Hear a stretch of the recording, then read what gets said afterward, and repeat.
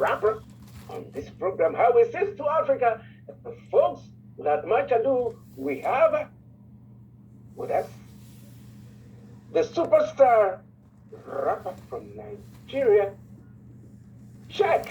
How are you doing, my brother? How are you doing? Hello. I'm good. I'm very good. Thank you for having me. Thank you so much. Awesome. I have with me my co-host, Petraa, 2020 Juno nominee reggae. Petraa, how you doing? I'm doing fantastic. Hi, LUVBAY family. I'm super excited for our guest today, so looking forward to getting into that conversation.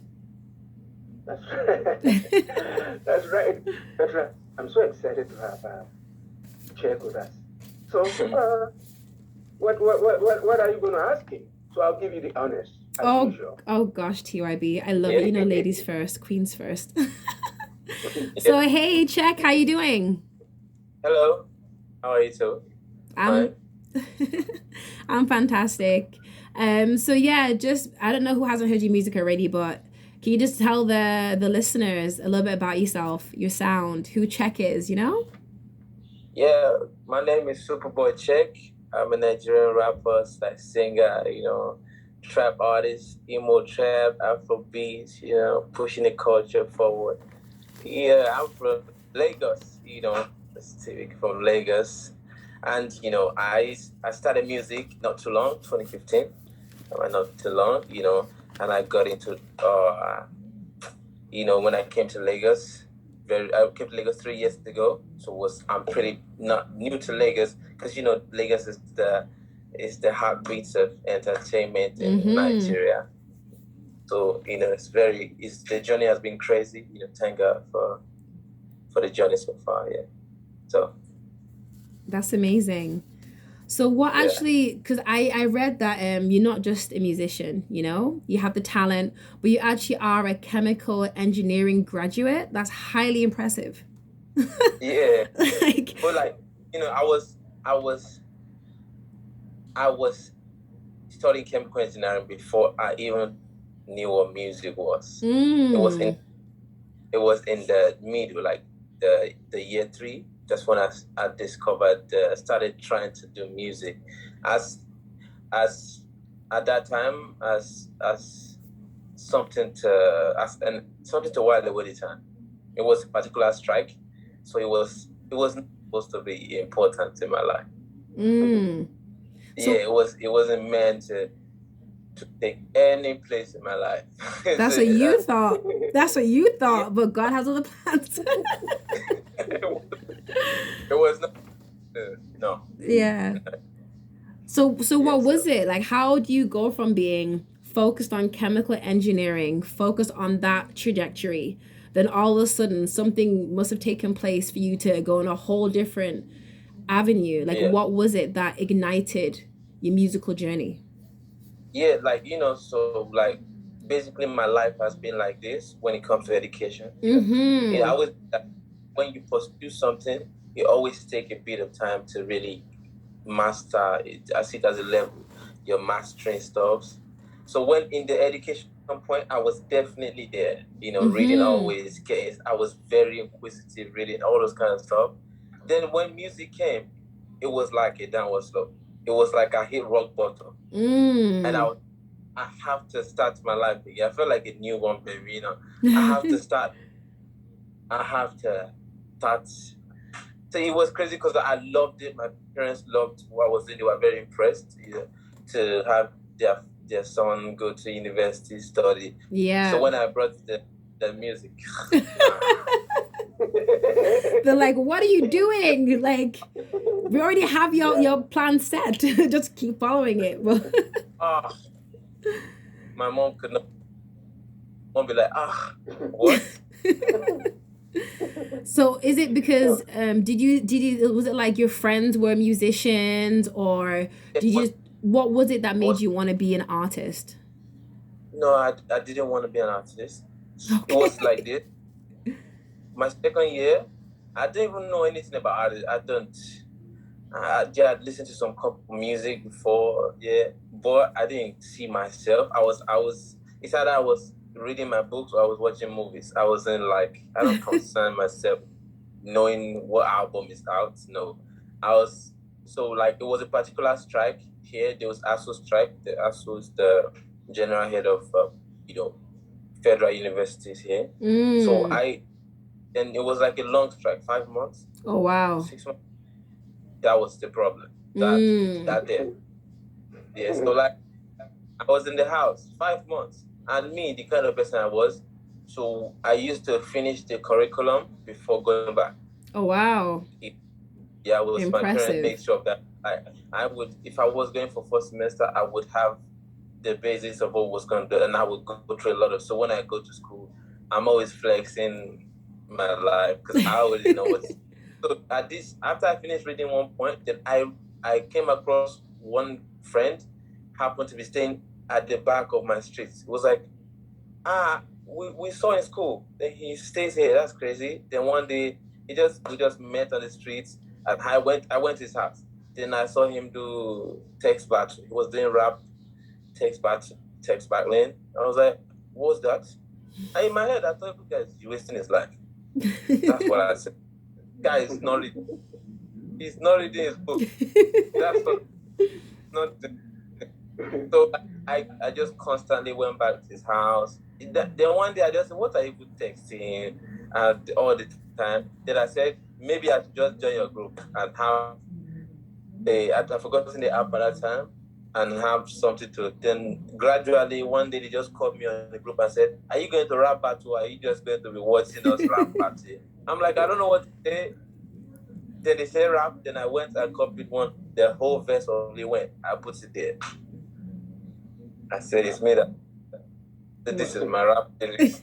So they all laughed. They went back to school. I was still reading. Then one day I just found myself linking up with a guy once or twice, Then we went to one rap battle place. I think the biggest problem was then I tried to rap at that place. Then everybody laughed at me. It was my biggest shame. It was terrible. Everybody was just laughing. So since the moment everybody laughed at me at that point, it became in my head, I live with this thing. It just felt like I just continuously started wanting to prove people wrong. Yeah. I think that was how, I just wanted to don't laugh at me again. Just this particular day, I then made a song, I think 2014. They came to the room, they started laughing. I remembered I went downstairs and I was shedding a lot of tears. I was like, no. It was too shameful for me. Because I was like, music just could not stop from there. It was just always there. Yeah, most definitely. So, but you know what? I believe, I don't mean to cut you, I believe like every artist, every great musician has to go through that. You have to go through a period whereby you don't get the recognition or you feel a little bit of that shame, so you can say, yeah, okay, I'm going to prove you wrong. And that propels you to become the best that you can be, Yeah, I would. You have to thank that moment, because look where your career is going now. No one's laughing at you now, are they? I just started. It's cool. Yeah. TYB? I mean, yes, I you know what, Check, I can identify with what you say. Because when I was also in high school, I found that I could sing, right? But then to go out there to sing and your parents to hear from somebody that, hey, your son that you put in the boarding school is singing, that was a no. It was a no-go area because Africa, so most parents would not like to, at those days, would not like to see their kids going into music. And here you are, the strike made something out of you in terms of your musical career. And then my question to you is, how are those people, those who are laughing at you? Well, honestly, I've never been the kind of, I don't know if other people think like this. For myself, I've never been the kind of person to put people in my mind. I don't hold grudge. Okay. Nah. Like, somebody laughed at me. At that time they was laughing at me. I was very good at something. Understand? Yes. I was in books. Like, so it didn't mean it meant something to the music part of me at that time, which was almost invincible, but because I was just using it recreationally, so I never heard them. So the only thing it did for me, he just kept on pushing me. I still remember somebody that laughed at me. I remember the feeling, yeah. But I never. I talk to them now, like they're my friends, but I don't think they remember they laughed at me. It's one of the things. This is the way I live. I just made sure that these things, as long as I'm alive, I always make, it always pushes me forward. Like, it pushes me a lot. I remember this statement I did say to this particular guy, because at that time I was begging him, please, can I feature you? Maybe if I feature you, then the people will know me. Then I said, and this was not coming from a place of it, I said, you would beg me for a feature. I did say,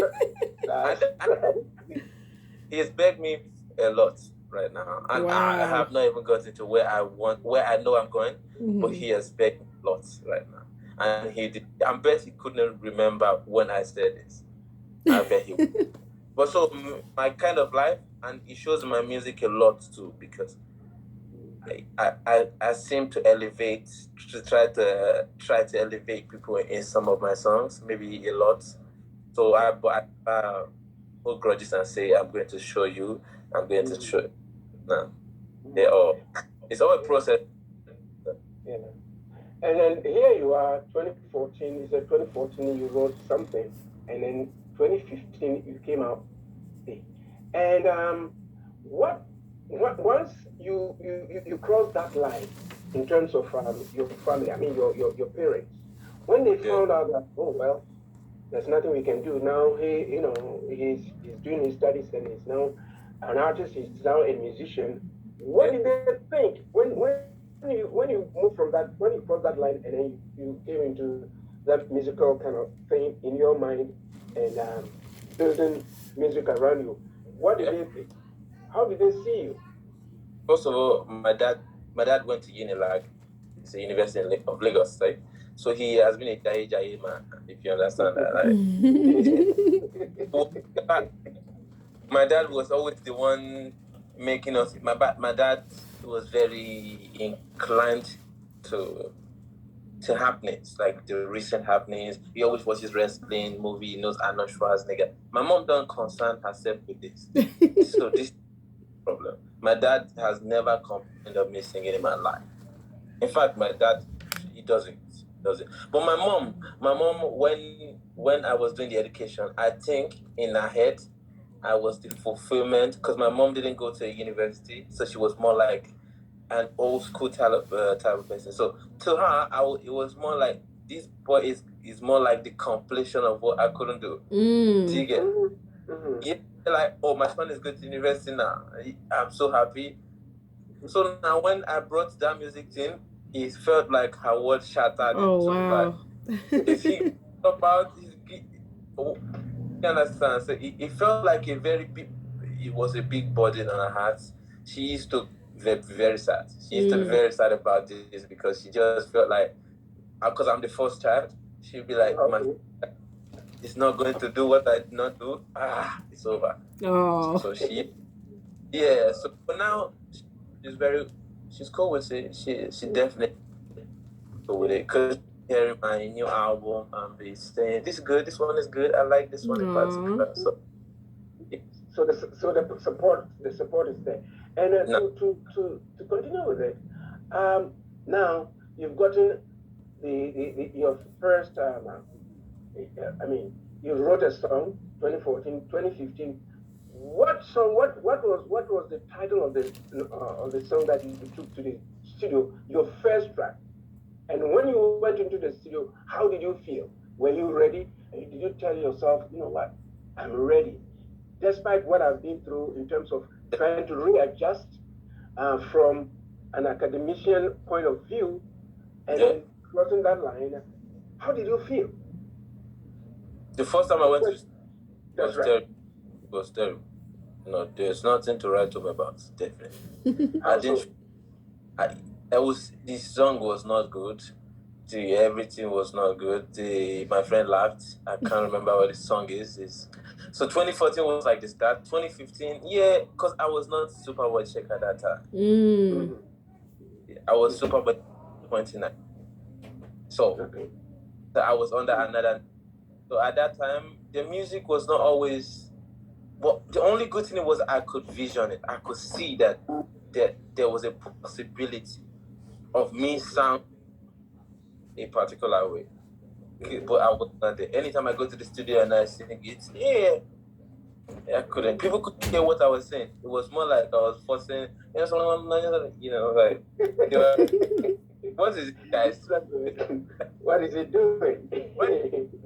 When they hear your English, That's right. it was like, then I started getting some things out of my body 2018, right? 2018. I started at 2018, but at 2015, I met Fireboy, I think. 2014, I met Fireboy too. So, and on 2015, me and Fireboy started making music together 2015. So they brought us to Lagos 2017. Somebody brought me and Fireboy together to Lagos. Said who was under another name at that time, or another name, both of us was. So it was like more. 2018 was when I started getting music. It sounds like this. I have a feeling about this. 2018. 2019, I was sure I wanted to do it. 2019. That's when I changed my name. The day I changed my name was the day Fireboy changed his name too. We was sitting together. We decided to readjust the names because we were very close at that time. Still now, but so that was when I actually had a feeling. And I said, okay, music, I could really do something. That's amazing. I love the way you explain that, and I think that'd be great for some young artists or young people hearing that, because I love the fact that you described that your musical journey wasn't swift, you weren't Superboy Check from the beginning. Like, you talk about a period of like people like laughing at you and you not being where you are, but you showing that perseverance and consistency will get you to where you need to be, and I think a lot of people don't realize being an artist is like having a craft or having a skill or like having a business, and it takes time to develop that. They say any great business doesn't really start manifesting itself until 3 to 5 years. So in your story, you hear that it gets to maybe 3 years, 4 years when you start becoming into your own and developing yourself and your sound to where you are now, and you're doing some amazing things with your career. So definitely keep that up. So the next question I wanted to ask you, what experiences from your journey so far do you put into your music, and can you talk about some of those experiences? Yeah, it struggle. Like, I don't know, is it trenches? People say trenches, but I never saw it like that at that time. But now, I see it. Like, I grew up, and my mom be a policewoman. Oh, wow. Yeah. And my dad was like a referee / accountant, but the both of them were like, a little bit, strict, which really helped me, because when I finished my secondary school here, I don't know if it's high school they call it there, I didn't get into university for 2 years.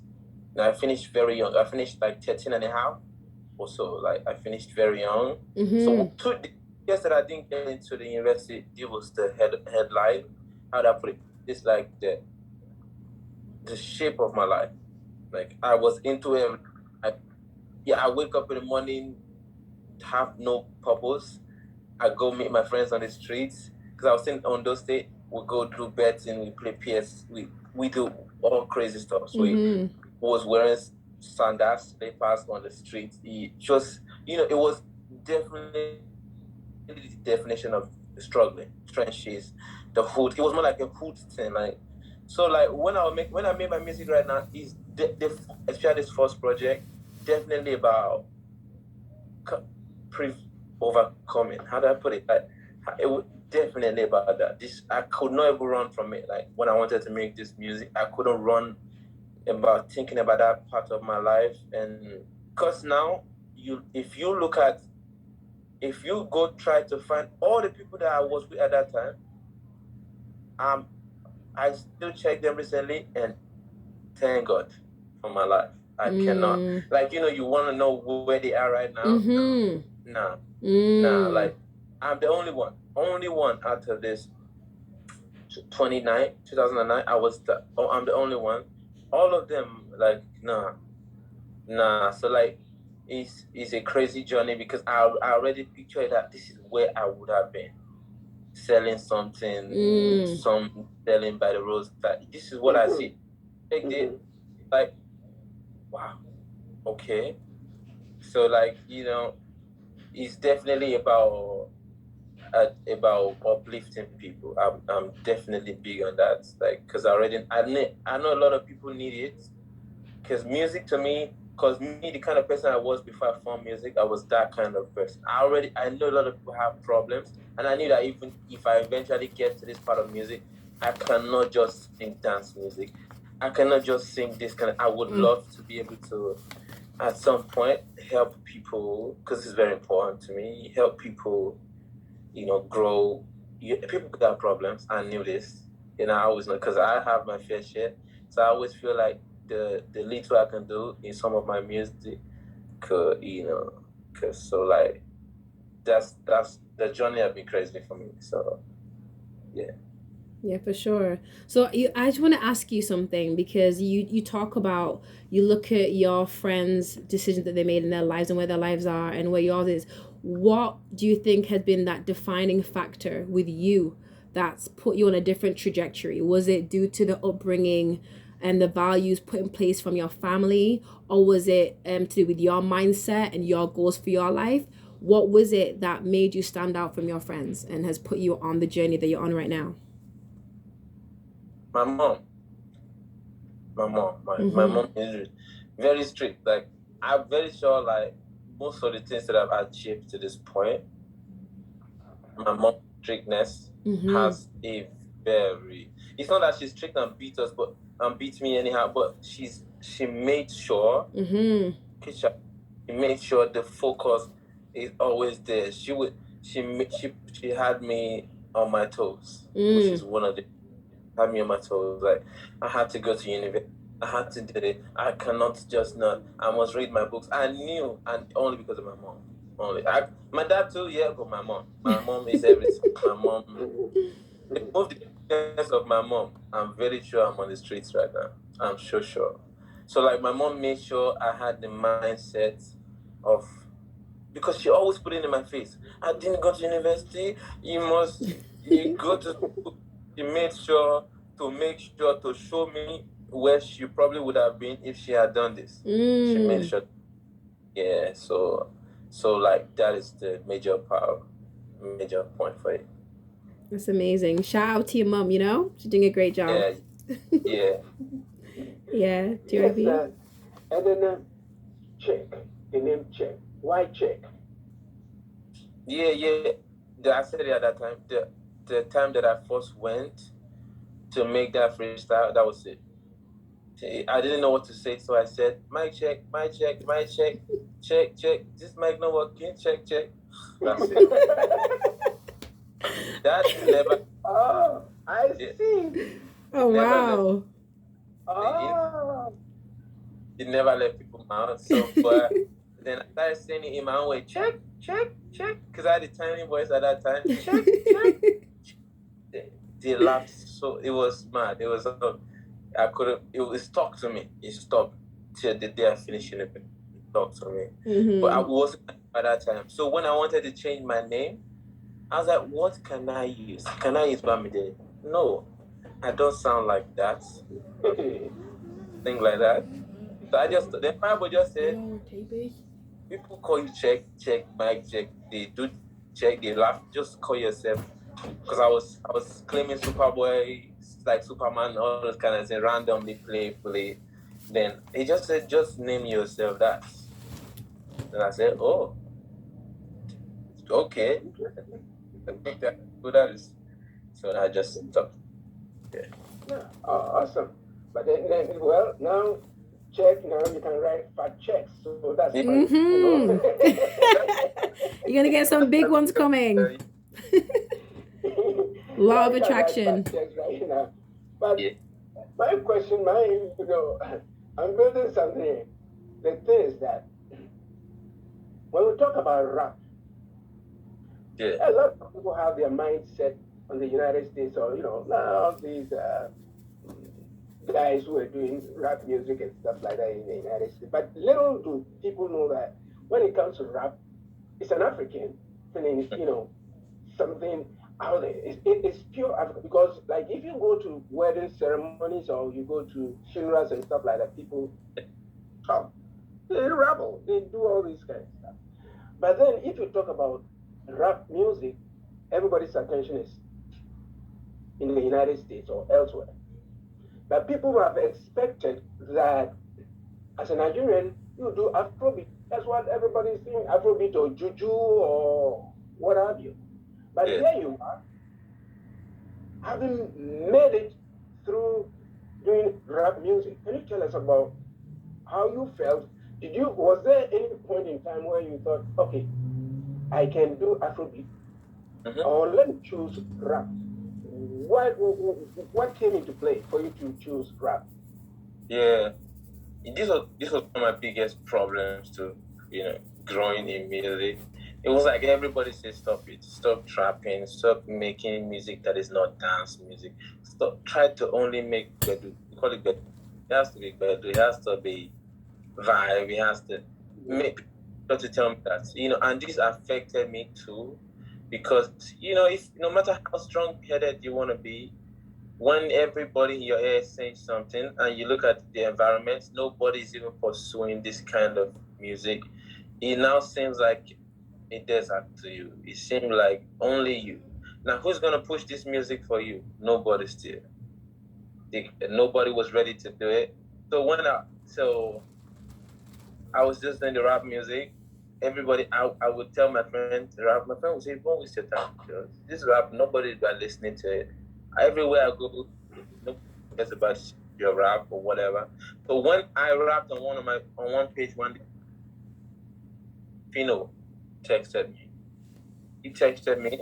But at this time that I rapped, I've already been brainwashed. I can't lie. I was brainwashed into always singing in the studio. Me and Fireboy had this small studio in one room apartment. We was always singing. But the only rap that I did, that was Fino texted me to come to say, "Wow, yo, I think I like your style. Come up to the house." I went crazy in my head, because at the same period, Olamide texted Fireboy too. It was magical. It was almost God sent. So when I went, I had a little problem, because when he told me to play music, I couldn't play no rap music. Do you understand? I was already brainwashed in making all this. So he was like, he told me recently that he was very disappointed, and I did that. He was, because he was expecting me to be on that rap, but people make sure that to forget. So when I went to his house, I left. He didn't call me back for 3 months. Wow. Yeah, I didn't know the reason why he did. No, but people everywhere I still went, they still make sure to tell me, sing. Don't only rap. Even if you want to do it, make sure you're singing more. And you look at everybody was doing it. Only Afrobeat. We are 200 million people here. I always wondered why everybody put head in one box. This is what I always. No, I felt like the more population, the more diversification. That's what I felt. No, but because I felt like, why are you all doing the same thing? I love it. Even if you look at America, they whatever you like, do. We have enough people for all of this. Because people used to say this,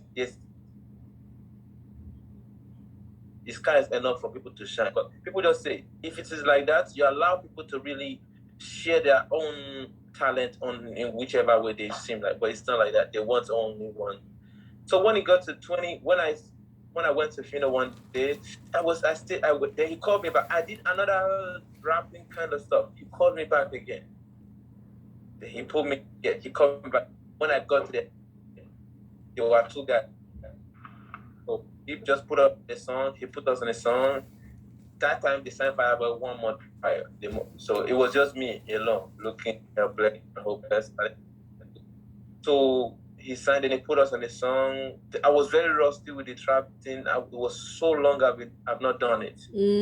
I so long ago.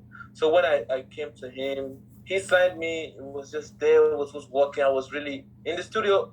I was struggling again because now in my head, I didn't know what genre I was gonna focus on in the studio. I'm not going to stay with the rap team or this. So I was always juggling the two, singing this, singing this, singing this, singing this. I had to do double work that other people were doing because I wasn't sure of whoever I was gonna really have. Then it got to one point where I was already getting the trap back and my confidence was back in. I said to one particular person in the team, this is not outside, the team that I was playing to, I said, I feel like one day, one guy will come and have a very large hit trap song. I said, I hope it's me. The guy said, this is not possible. As long as Jesus and nobody is going to trap in this country, nobody will listen to any song that is not. And that day I was like, maybe I felt like maybe then one particular day I just went to my friend's house. This was returning of anything. This is 2020. 2020 began, my friend. Then I was in bed. As usual, I was in an Afro song. Then he said, check. Because I'm a very fast music maker. I tend to vibe fast. And he said, please make a song for me that I can sing for myself. This is what he said. He said, just vibe me a song so that I will sing it for myself. He said, since you know, as I made the song, I was like, oh, I like this song. As I prayed to God, he can't sing this song. This one song from my first EP, Satisfied. I did the song. I was praying to God, please don't let this guy be able to sing this song. Then another, they said to vibe. This particular one was my first hit song. He had this beat. He like, I want to vibe on this beat. Check, come studio, let's vibe. I was like, is he an Afro beat? No. I said, oh, nobody wants me to already have this metal beat. When I go to the studio, they played the beat. It was Zoom's beat. I mean, it's Zoom. Yeah, Zoom, yeah. That came to my head was, that was the first thing that came to my head when I heard that beat. Since that day, I didn't record an Afro song again for the next 3 months, 4 months. When I heard the beat, he left. I made the Zoom song, then I sent it to Fino. I was like, can you hear this song? What do you think of this? Because I don't even know. He'd be like, okay, it's cool. Then when we put out this together, we put some Afro song and trap song on the last EP. People started going crazy for trap song, you know. So that day, I just told myself, I gotta keep publishing. Yeah, so in essence, you struggled with either choosing one over the other. But on the rap side, a lot of people were discouraging you. Yeah, everybody. You decided, no, you know what? I'm still struggling with this, but I think if I've been able to do this, then it means I'm doing something good. So I'll stick with it. And here you are. Now you've done it. So it means that sometimes in our own sort of backyard, we don't have to even listen to others when we are trying to do something, because sometimes you have a goal, you set up a goal, a bar, but somebody will say, no, don't do it. But you know, at that time you knew that you had what it takes to do something, because everybody was doing the same thing. I'm like that. If everybody is doing the same thing, I always stay away and do it differently, because if it's different, you stand aside. But if everybody is doing it, then the competition is there. Everybody's listening. Oh, that one is doing that. But I think I applaud you for going with your conscience and then, taking what you felt you could do. And I applaud you for that. Yeah, it takes courage to do that. That was really good. Yes. Petraa. Yeah, most definitely. No, I love that. And I wanted to ask you, so because it takes a lot of courage to kind of follow your own mindset and to do your own thing, you know? So I have to just commend you for that. Like I really respect that a lot, you know? But I wanted to ask you if you could also talk about some of the genres. Could you mention a type? Because you don't just do rap. You do different variations of that. You mentioned something called, I think it was emo trap. Is that what you mentioned? Yeah, I've never heard of emo trap, so you have to school me today. And for those that don't know, You've definitely heard it. History is emo trap. History is Okay. Oh, repeat that, please.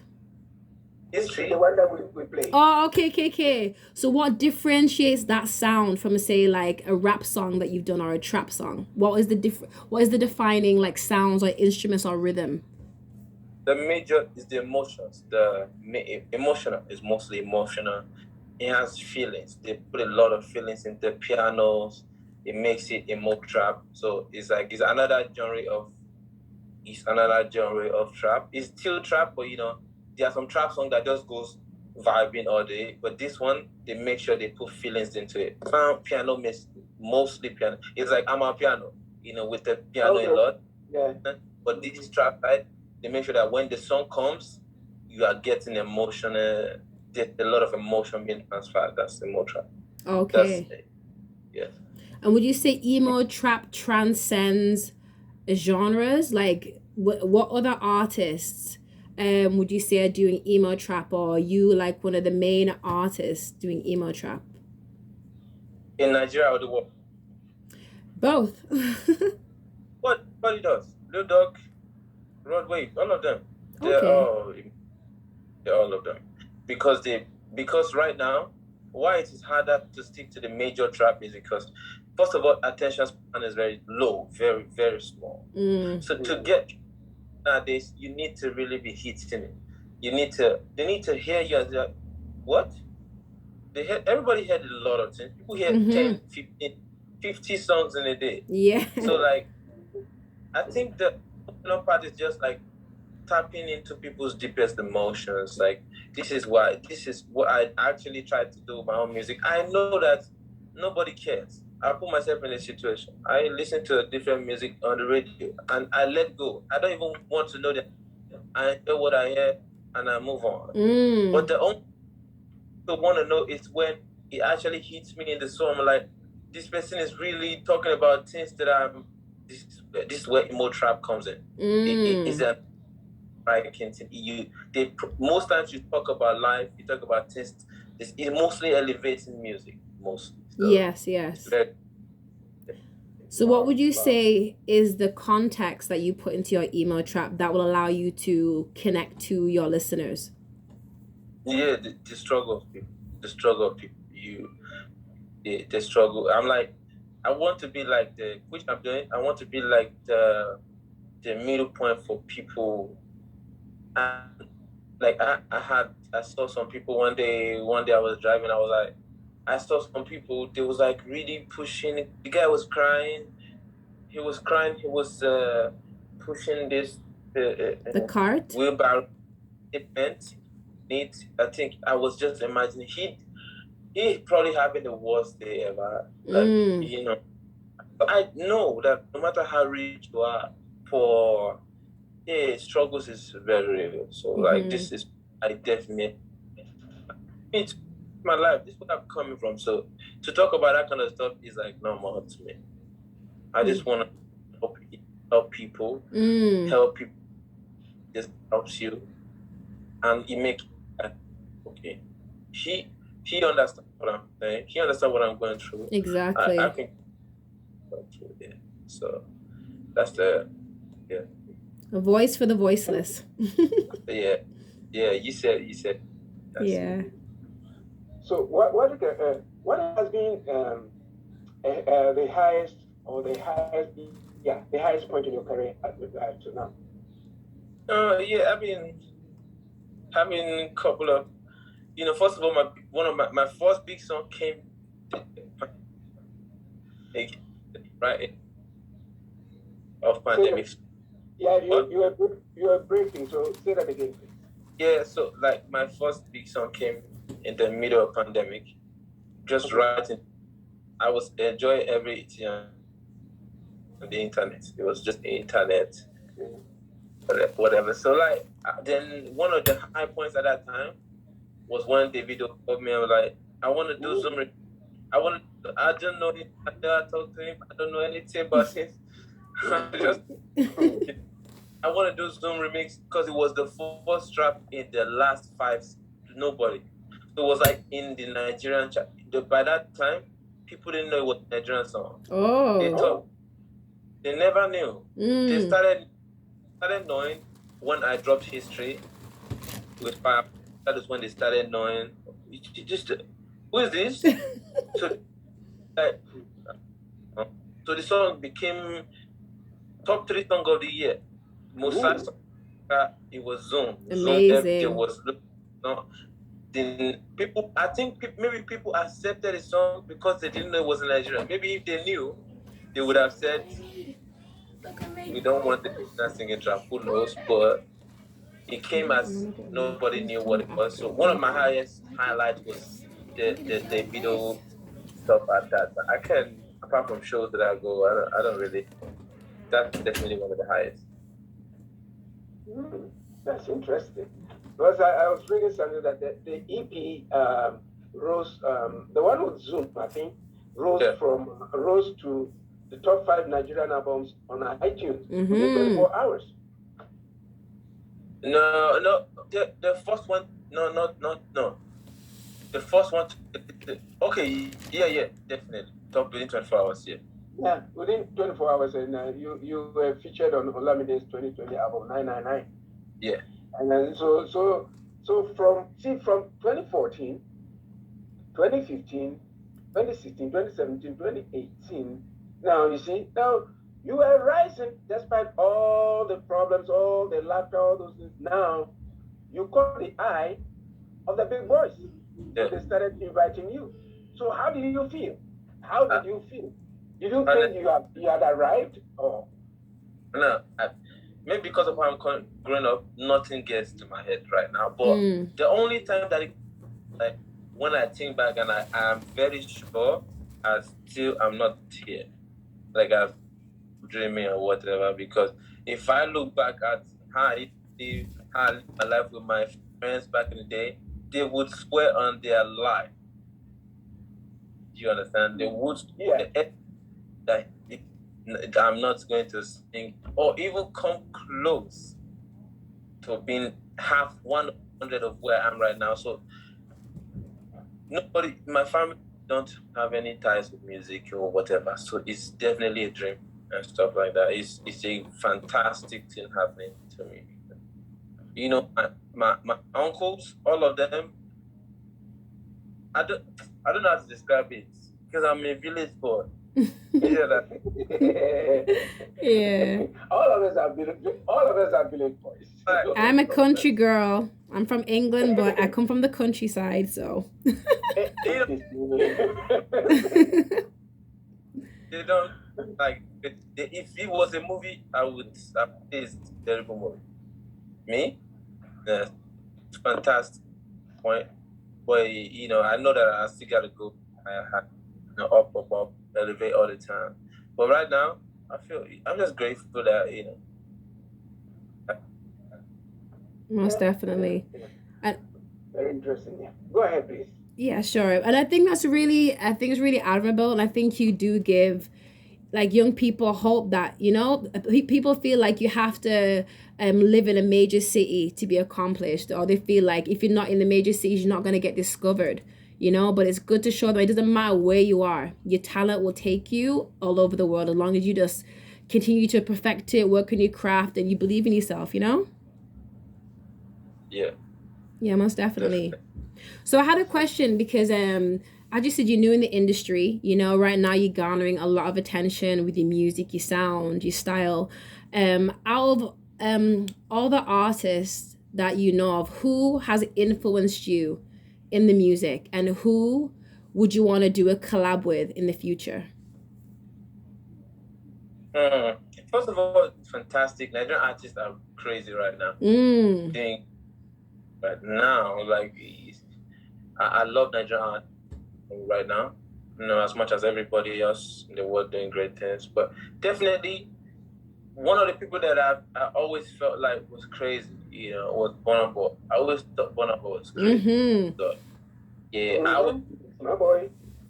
I always thought, oh, Burna Boy got something there. Sure. Yeah. He always had important things to say, poke the vibe. He always had something. When you always have something to say, you are untouchable. When you got something to say, you're very untouchable. Like, Burna Boy. People are doing Whiskey. I've worked with David. That I think I had. It is impossible. I think I work personally. But definitely Whiskey, Burna Boy. I worked Olamide already. Olamide's on my new album. So yeah. But Whiskey, Burna worked for them. But definitely I was talking with Burna Boy before my album dropped. Oh, wow. But was in the cinema, was together, and I played one of the songs that I featured Jack Boy. But funnily, I never said, Burna, would you like to jump on this? I never said it. I think I was on this. I was like, man. So like crazy. And the other artists coming up, the new cast, everybody's really improving themselves. So it's like it's all good. I see a future Burna Boy and CHEQUE collab coming very soon. It must happen. Of course. All right. It's gonna happen. Yeah. All right. Yeah.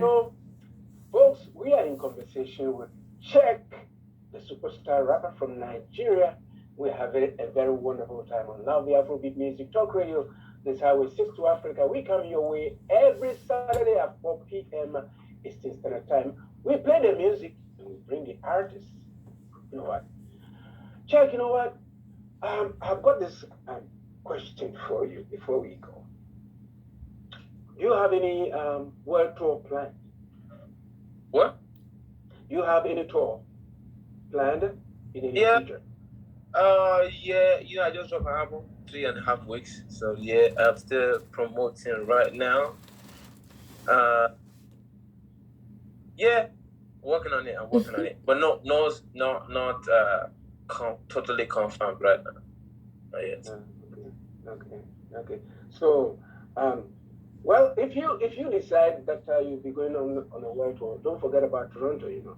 Exactly. Well, it's Drake's city. They love music there. That's right. Yeah. That's right. Yeah. That's right. It's a very fun city, and you will enjoy it because you know what? The atmosphere is ripe for all sorts of music. It's a very multicultural city. I'm not trying to convince you to come. I'm not being paid by the city to convince you to come. But well, if you come, it will be very interesting. I heard Canada, so yeah. Very, very, very nice place, though. And nobody, before we go, I would like to. Oh, Petraa, unless you have something to add to what I just said, because I was going to jump into him riddle. Okay, I just wanted to make one point. I would say I think you coming to Toronto would be really great because you say it's Drake City, but I think Toronto is just a music city, and I think with where your sound is going, it would definitely be a great fit because you're bringing the Nigerian influence, but you're also bringing elements of that with the rap and the trap music. So it'd definitely be a great fit. So don't forget us here in Toronto, okay? Yeah.